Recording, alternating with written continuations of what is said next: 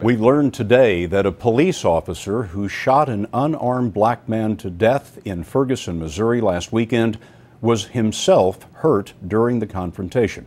The officer has still not been identified. He was treated for an injury to his face. The police chief said today his department is working with community relations experts from the Justice Department to address racial tension in the St. Louis suburb. Mark Strassmann is there. The Metro Shooting Store is 5 miles outside Ferguson. Owner Steve King told us he typically sells 5 guns a day. Yesterday, he sold 30. 100% of the people purchasing firearms in the last 2 days have been buying them for defensive purposes.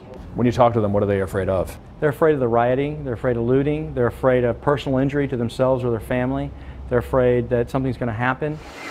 Early this morning, a St. Louis County officer critically wounded a 19-year-old man.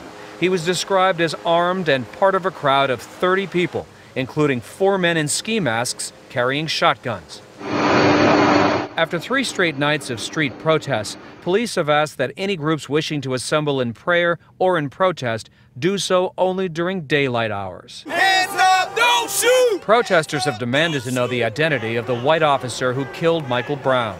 The 18-year-old was stopped for walking in the street. Police say there was a struggle.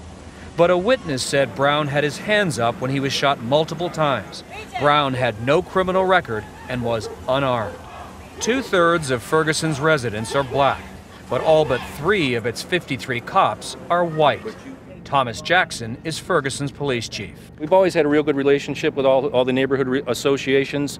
Apparently there's been this undertow that now has bubbled to the surface, and it's our first priority to address it, to fix what's wrong. The St. Louis County prosecutor said late today that rather than make the decision himself about any possible criminal charges, he's going to present this case to a grand jury. Mark, Scott? I wonder, do the police have any plans to meet with Michael Brown's family?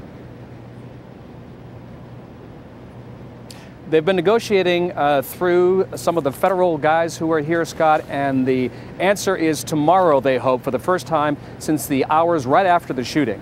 The family and the local police are going to get together for a question and answer session. Mark Strassmann in Ferguson for us tonight. Thank you, Mark.